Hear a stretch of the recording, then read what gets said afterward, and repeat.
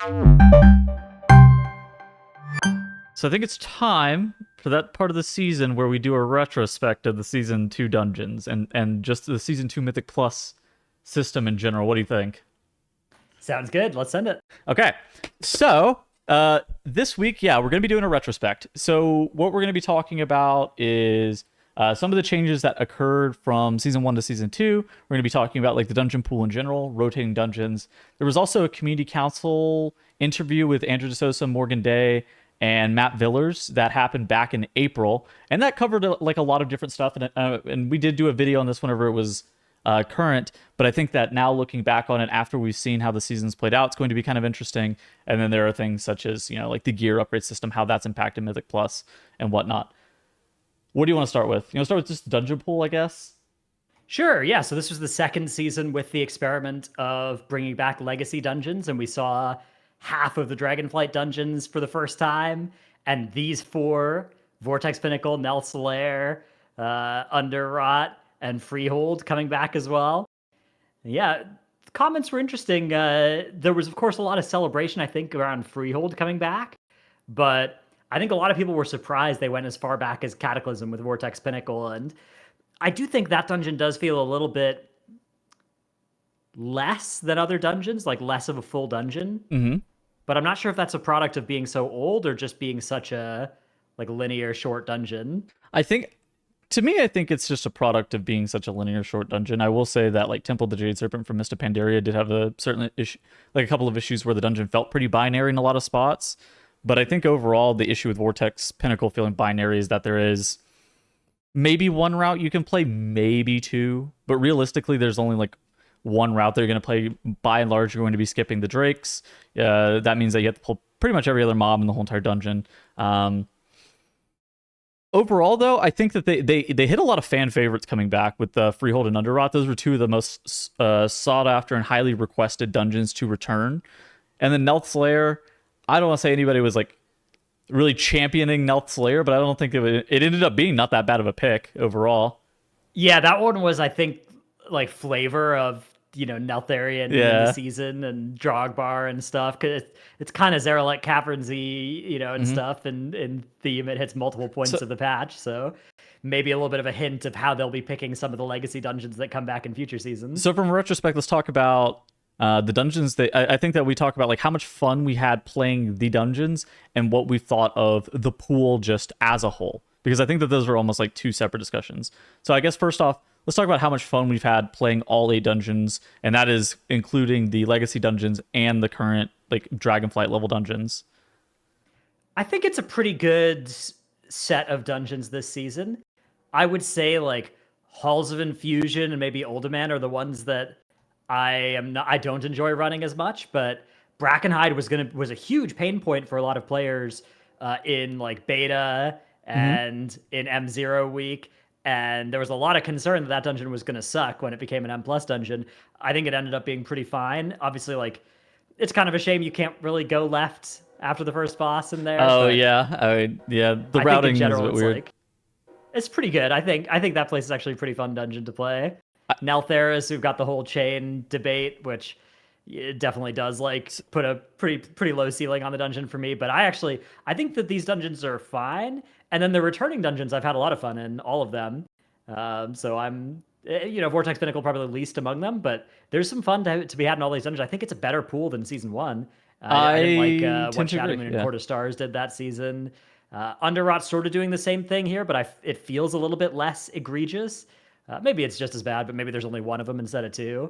And yeah, the other dungeons are, there's no Temple of the Jade Serpent landmine in my key roller. I actually tend to agree. I think that the season has been pretty fun. I don't think that these are like it's not the most fun that I've had playing the individual dungeons themselves. I thought the dungeons by themselves have been mostly okay. I think that whenever you're thinking of a season though that includes Freehold and Underrot, you're like, oh my god, this is going to be the most fun season of all time. And something that's kind of been interesting to me, at least, is like the fact that Freehold and Underrot bringing back those two dungeons kind of you kind of pierce the veil a little bit, and you're like, man, maybe this dungeon was better if it wasn't brought back, because it kind of removes that illusion of like, oh my god, this was the greatest dungeon of all time, and now you play it and you're like, Freehold and Underrot in my mind are still great dungeons, but they're not like, oh my god, I would play this every single day if I could. Yeah, they definitely have lost a little bit of that shine. I don't know how much of that was just like, I think it was just we were nostalgia. Like M Plus was newer then, Yeah. so rose tinted glasses. Yeah. There were changes to both dungeons, although I mean, I guess so. There were changes that made trash more annoying in both dungeons. Extra worms being put in Underrot, enforcers being beefed up in Freehold, but I don't know. For the most part, they're pretty similar. And in fact, a lot of the annoying stuff, the one shots from Freehold first and second boss, the blood swarmers were toned down in Underrot as well, right? So I don't know. I think objectively those dungeons are working out pretty well, but maybe it means that anytime they bring back a dungeon that was people's favorites, they're going to be less fun than their memories were of playing back then. So on a scale of 1 to 10, how would you rate the dungeon pool in regards to fun? Yeah, maybe a 7. Okay. And I think last season's pool was maybe more of like a 5. So I think we're on the upswing here. Yeah, I would tend to agree. Okay, in regards to like how the dungeons have felt, probably something similar, because you talked about like the Quarter Star, Shadow Moon, Burial Ground, landmines in season 1, and Temple, yeah, on the other side. I tend to agree where it's like this season definitely feels a little bit more balanced, even though some stuff maybe is a little bit on the easier end, but I think that overall, in regards of like playing the dungeons, yeah, it's fine. It feels like the level on the Keystone is a better indicator of how hard a dungeon's going to be, whereas last season it was like, is this a Court of Stars? Is this a Shadow and Burial Grounds? Is this a Temple of the Jade Serpent? Was more important than the number. I think that Neltharis in particular is the only one that I'm like, this is a stupid dungeon. Like what? Yeah, and that's due to design of chains in the dungeon. That's not necessarily due to the design of the dungeon itself. I think, and it's a shame because that dungeon has some sweet like boss fights. Solving Forge Master in that place, I think, is I mean, it's brutally hard, but I think it's a cool boss for M+.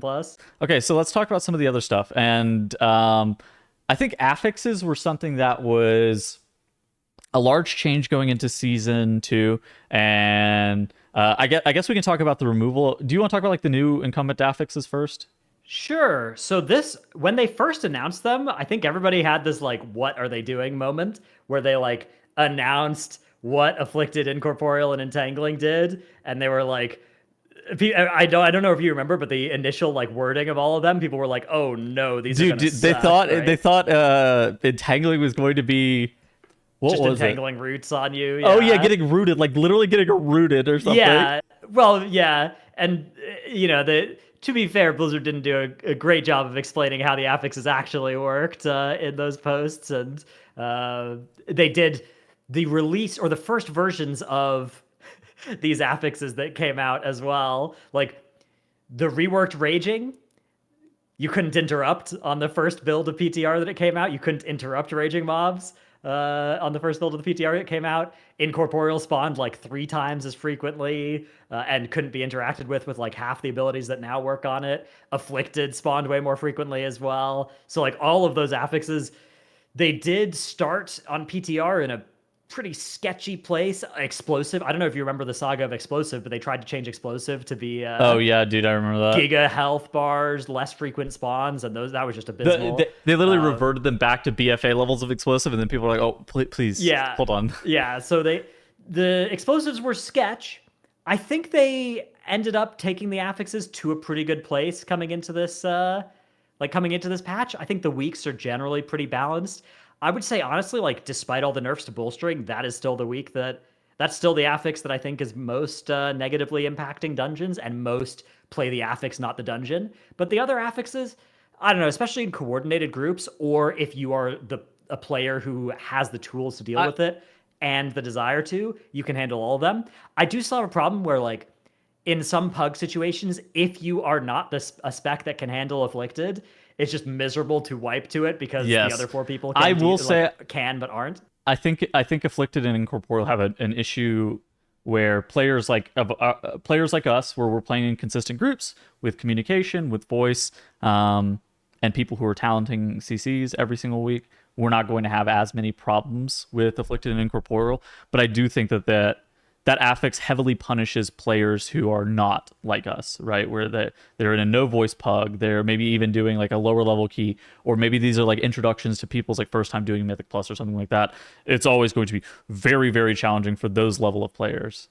Yeah, and on those weeks, I've just resorted to like, I'm not going to pug on a character that can't handle, like, if I'm playing a character that doesn't have an off dispel, I'm not going to pug Afflicted, right? Like, I'm just not, I'm not going to do it, right? I've seen it too many times. I'm over it. And same with Incorporeal. Like, if I'm playing a Warlock, I'll happily pug a key on my Warlock on Afflicted week or on Incorporeal week because I can solo them if I need to, but it's just, there's no feeling for me that is worse than an affix that is spawned that I've noticed that I want to solve that my class can't solve.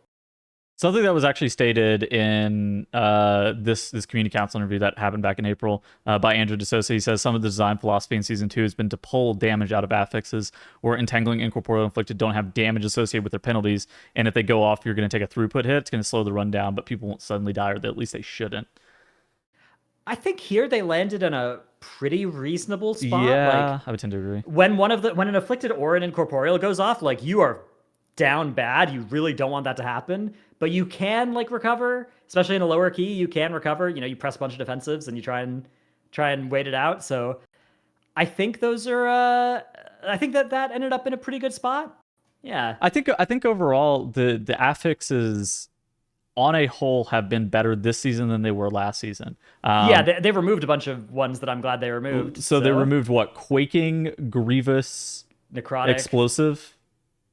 Yeah, I guess Necrotic was already gone. It was Necrotic and Inspiring were already gone. Yeah, Necrotic got lobbed at the beginning of the expansion. So, so I think that, I mean, over the course of the whole entire expansion, we've got some of the worst offenders for affixes removed. I think Raging got reworked to be a little bit worse as a whole. I did not like Old Raging either. For what it's worth, I did not think Old Raging was particularly healthy for gameplay, but I think that current Raging is also has its own problems where it's really, really frustrating. I think that this current iteration of Raging could maybe be reworked to have like 1 CC level of protection, where like if you CC into it, then the Raging is completely removed, and that should be like the Evoker Mass Soothe talent, right? Where if you Chaos Nova the pack, that Raging stack should get removed, and then if you leg sweep after the Chaos Nova, that should be applied to it.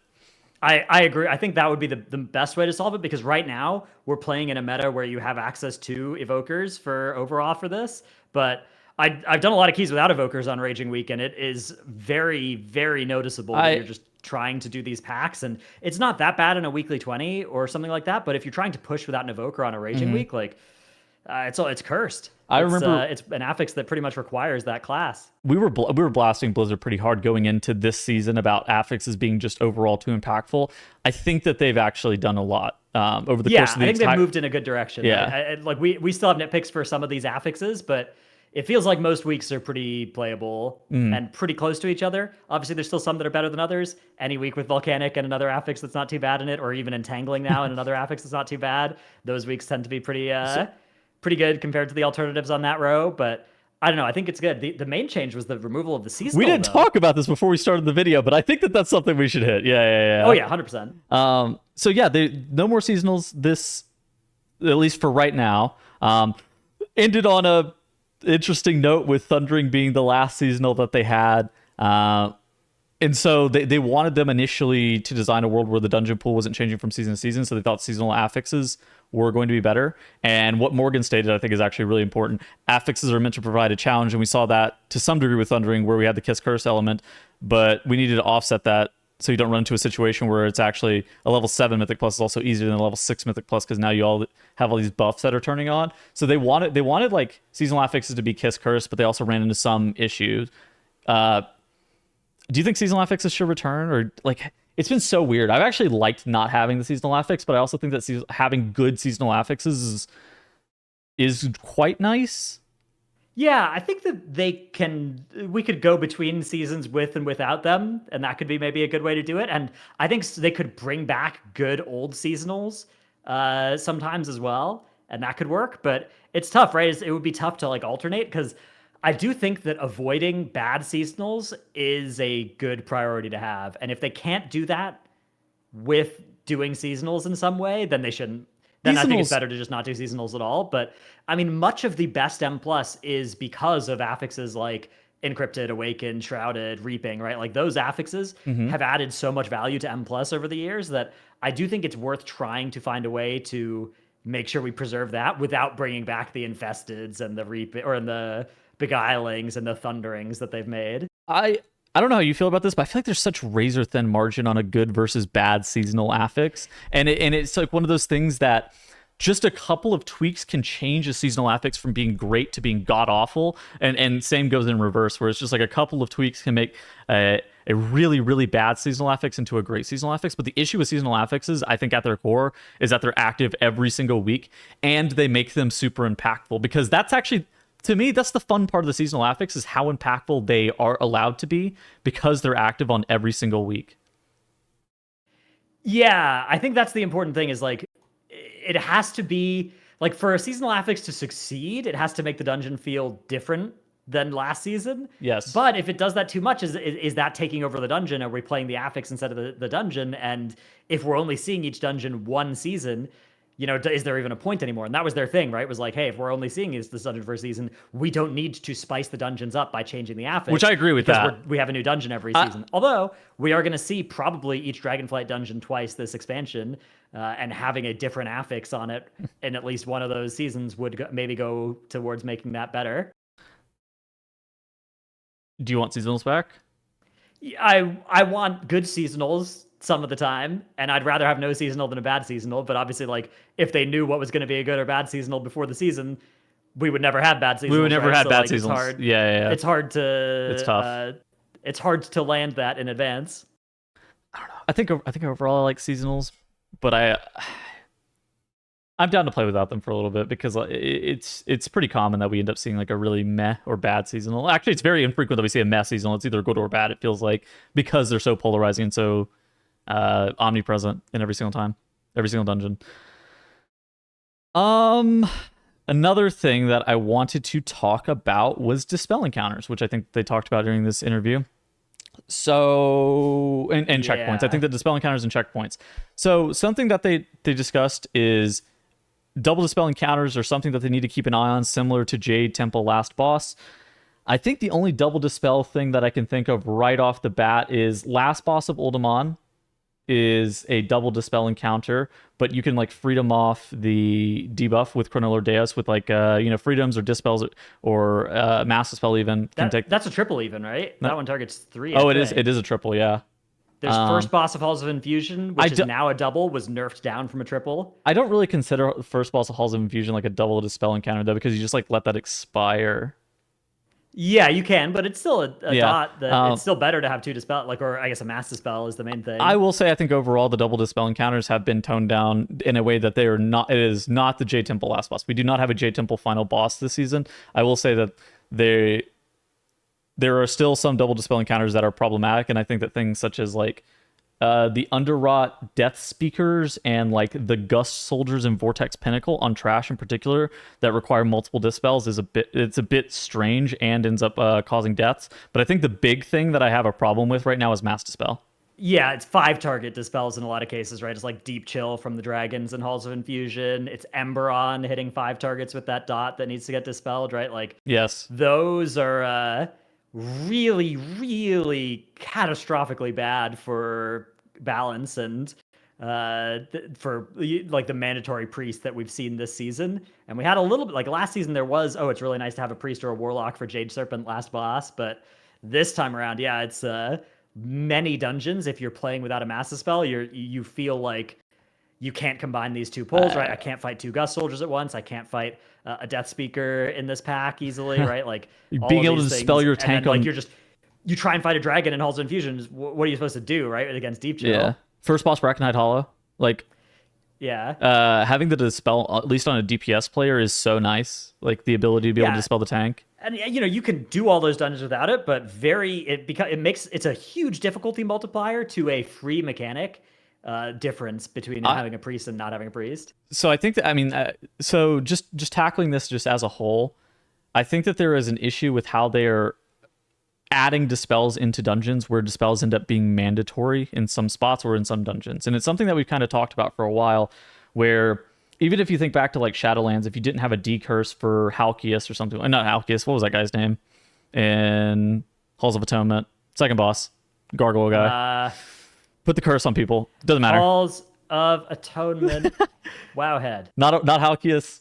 It's not Halkias. No, it was Echelon. Echelon, yes. Okay, so, Yeah. So if you didn't have if you didn't have a decurse in there, if you didn't have a poison dispel for plague boars, the difficulty of your dungeon just went up drastically. And I think that mandatory utility in dungeons is always something that I personally am going to frown upon, because I think that the best seasons are the ones that have the most wide open comp diversity opportunities. And I mean, that for me, like, I want to be able to play with as many classes as possible, or make a composition that I feel like is, like, obviously some comps are gonna have strengths and weaknesses. That's just the nature of Mythic Plus. But I think that being forced into one or a couple of slots that are mandatory due to things such as, dispels or utility or whatever is problematic. And I don't think that this just goes for double dispel encounters. I think this goes for any form of mandatory utility. And I don't think it's just like, it's just unique to mass dispel. I think it's like any dispel, like any mandatory dispel I have a problem with, because then you're only limited to certain classes.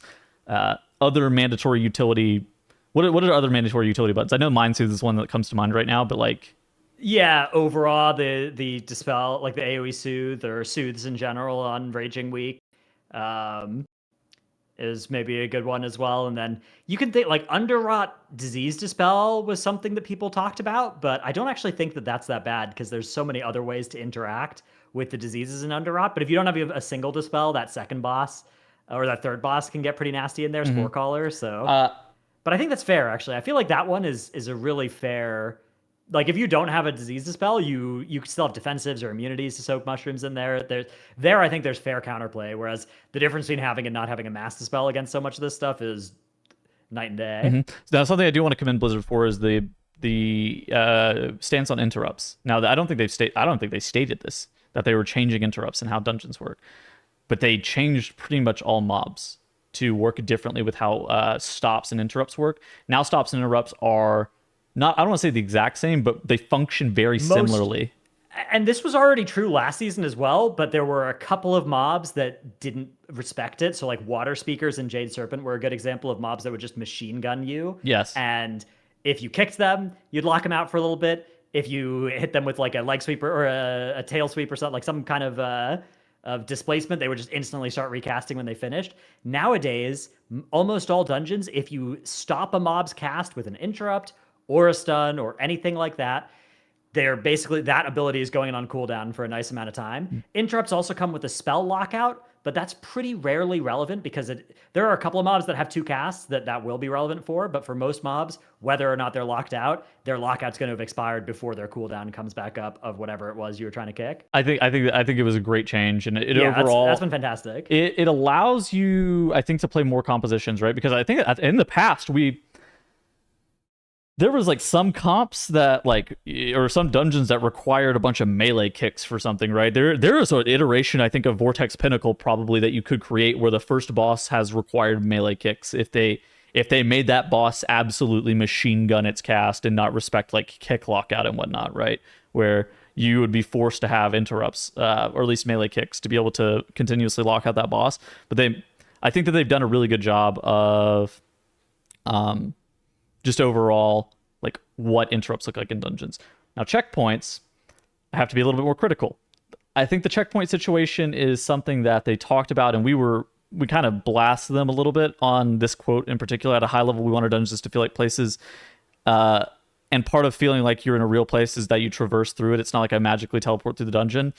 I think that there is a disconnect between how Blizzard sometimes will view their dungeons as like full encounters versus how the players actively play the dungeon. And I think that this is just a little bit of a disconnect where it's like, I want a checkpoint after every single boss because I think that is convenient, and that it, like, I've already traversed through that part of the dungeon. I should already like be back here so I can continue to play the dungeon itself.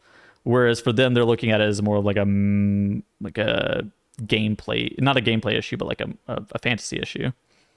Yeah, so there's some upsides to doing it this way, especially in a dungeon like Halls of Infusion. In theory, you have like, oh, I can go left to get a cheat death, or I can go right to get a shortcut after I die, and I can get back faster, right? And in theory, that makes sense. But in practice, wiping in a Mythic Plus situation is already so costly that if you're putting that checkpoint at start of dungeon, in my opinion, it's just too. You are making the cost too high for wiping. Like wiping is bad enough already that you may as well just hearth people out of a dungeon if you're not willing to give some checkpoints after bosses. And in Halls of Infusion, it pretty much is like that if you're doing it at a higher key. And if you're doing it at a lower key, obviously you have infinite time or whatever. If you're doing it in a weekly situation, it's fine. But I think that in general, yeah, the checkpoint discussion, it's a shame because I feel like with RP, they've come around to the right side of this. If you look at a dungeon like Uldaman, they did a really good job of making it so that you don't have to get stunned and wait for those agents to spawn and wait for Chronolord Deus to RP at you after you've made it through that room right near the end of the dungeon. Like, that was a huge change. I think with Dawn of the Infinite, they're likely to do the same thing where the RP is going to get stripped out in such a way that, like, it's still going to play in the background, but you're not going to be standing there waiting for a minute for Chromie to break down an ice wall or something. Dude, what they did those sorts of things are really good changes, but the checkpoints thing is it's the bad side of that. And it's tough because if they're designing the dungeons with the like trade-off of like earning a checkpoint or earning a shortcut and having that shortcut be tied into the architecture of the dungeon, it's going to be pretty hard for them to get away from that. But I think going forward in future expansions, they should try really hard to not do that to us because it really hurts the replayability of those dungeons. And again, I think it comes down to dungeon design versus Mythic Plus itself, because Mythic Plus is a time-gated activity where you are racing against a timer, and because the RP, like, you can make the RP fair on a timer. You can give 30 seconds of RP and give 30 seconds on a timer. Like, that part is fine. It just feels bad. Like, if you're doing Halls of Valor 30 times over the course of a season, and every single time you're waiting a minute and a half for Skovald to yell at Odin, like, even though that could be compensated for in the timer, it just feels really bad. And ultimately, if the game's feeling bad, like, that in and of itself is a problem. Yeah, and it's, I think it's an issue of Mythic Plus having a timer. So you're like, it's a perceived issue, not necessarily right. Like because again, it can be, you can make it fair. It's just like, the feel bad is a problem. And checkpoints, I think, are very similar, where it's like, oh my god, checkpoints. Yeah, I would say it's just like it's almost impossible. If anything, wiping could be less costly than it is now, and that would still probably be good. But like a checkpoint after every boss, I think would be fair. Checkpoints also have this weird thing where if you're not somebody who's done the dungeons 20 times and knows exactly where the checkpoint updates, you get punished against somebody who does. We saw this even in Great Push in Brackenhide, where somebody released too early before the RP finished to update their checkpoint to Treemouth. And my god, you lose time to that, and it's like, is this really the skill we want to be testing of players? Is knowing an encyclopedic, list of, here's this checkpoint in this dungeon, this is the trigger to cause it to happen, this boss gives you a checkpoint, this boss doesn't. Couldn't we just move to a world where killing a boss makes that boss's room your checkpoint? And I think that would really increase the accessibility of Mythic Plus pushing, because I know that like knowing when to or when not to release is often a big mistake people make. No meme, I saw a team practicing for TGP and they were going into Halls of Infusion, their mage died, released, and then goes, where is the checkpoint? And then they released at the very beginning of the dungeon. They go, how do I get back? And they didn't even go through the skip. They ran through the dungeon because they did not realize there was a skip. Yeah, which again, like, why would you know that? Be arguments like, oh, get good, learn that skill. But is that the good skill we want to be testing in Mythic Plus? Is knowing the checkpoints, or is that stupid? Yeah. I would argue it's stupid. Okay, so I think the last thing we should talk about for like Season 2 Mythic Plus Retrospect is the gearing system, because something that has been discussed for a while is solo Mythic Plus players, what does gearing look like for them? Historically, we've been on it's too hard for Mythic Plus only players to actually get gear. Some BIS loot comes from it, but it's Great Vault locked, or there's a lot of criticisms that we've had. Now this season we have flight stones, crests, a new complete upgrade track, and overall I would say now more than ever is the best time to be a Mythic Plus only player, because you also have the catalyst to be able to get tier, you have the ability to be able to upgrade gear very high. If you get loot out of the Great Vault, you still get it at 447, and while you can't get the absolute best level of gear, you can also craft a bunch of gear for Mythic Plus as well, which is important. Yeah, I would say that trinkets are the spot where this is least true. There are very few good Mythic Plus trinkets. Like, if you're somebody who likes spoils or Iridius Fragment, or there's some okay tank trinkets or loaded dice, then that's cool. But many of the best trinkets do come from the raid this tier, and that's fine. But like the next best M plus option is pretty bad for a lot of different classes, and I think that's something that would be nice to improve in future seasons for M plus only players. But yeah, I agree. It's a great time to be an M plus only player. You can be like 440 pretty easily with M plus without doing any raid, and then over time with Great Vault and with crafted gear, and especially if you're coming in this late in the season, if you are able to farm those aspect crests with the crafted gear, you can get all the way up to 447 without ever setting foot in the raid on any difficulty, which yeah, I think I think it's good. I mean, you do have to do a lot of keys to get enough crests to do stuff, but yeah, I feel like that's fair. I don't know. I feel like that works out nicely, and you can get your full tier set. I would say the Catalyst, coming out when it does, Catalyst could be better. I think that it actually, so they moved it forward by 2 weeks relative to last season, but a Mythic Plus only player still is getting 4-piece later relative to the Raider than they were last season. Because last season it took Raiders a couple of weeks to get 2-piece and 4-piece. This season, if you were a Raider, Blizzard would show up at your door on Tuesday of the first reset with 4-piece and a nice little box for you and be like, here you go. And that was not true at all for M+, like if you didn't set foot in the raid. So I do think that that's something that some sort of system where if you do a bunch of M+, you can get tier earlier on in the patch, I think would be fair, because those bonuses now it really, I feel like it really feels very bad if you don't have it on your main, rather than feeling good when you've earned it, especially because they've made it so quick to get it out of raid, which is a good thing, but it should be more accessible for M+ only players, I think, given that. Blizzard's really been pushing the game to be more of a seasonal game. Like for the longest time, WoW was a game that Blizzard wanted to be the only game that you played, right? They designed it to be like the main game and the only game that you ended up playing in a lot of aspects.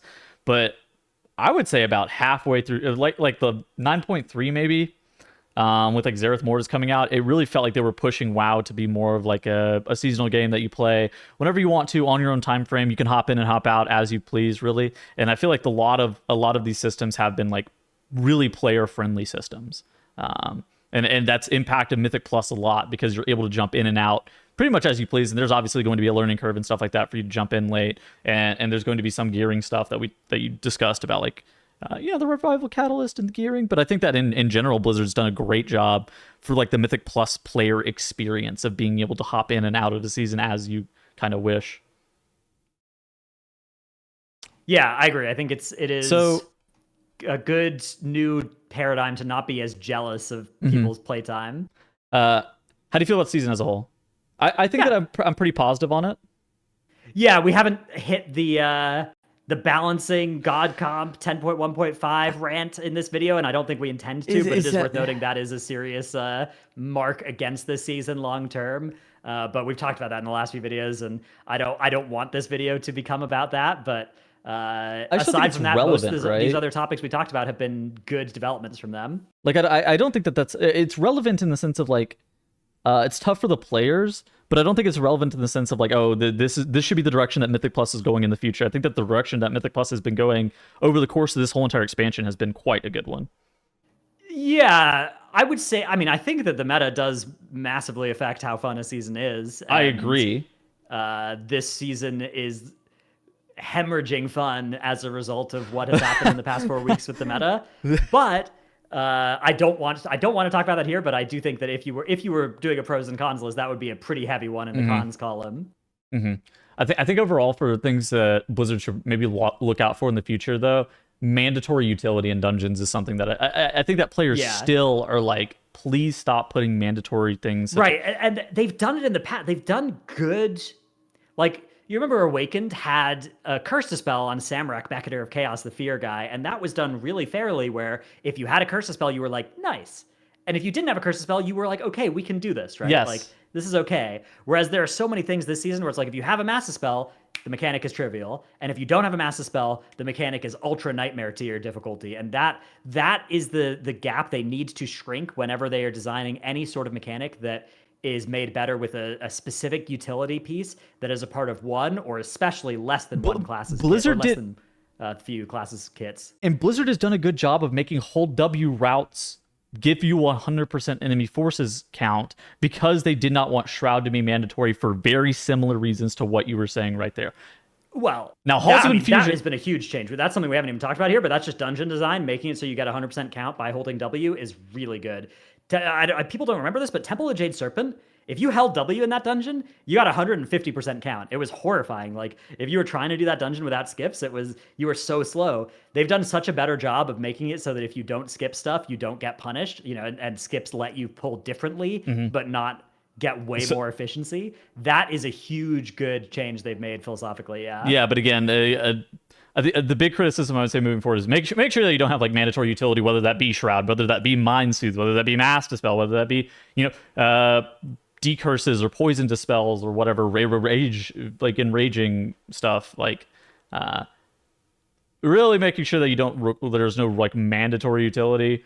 That's important, and making sure that like the gap between this is nice to have versus this is completely trivial if I have it, and Nightmare Tier if I don't. That's a pretty big deal. I think checkpoints should probably be hit on as well. But overall, I think that they've done a great job with the rotating dungeons. I think they're improving affixes as a whole. I still think Incorporeal and Afflicted could be modified a little bit to be a bit more pug-friendly, is what I would say. Yeah, I think that those passenger affixes should be rethought to put equal pressure on the whole group rather than being possible to fall disproportionately on one player who solves them by themselves. Because I think it's better for high keys as well, but it makes it so much better for pugging.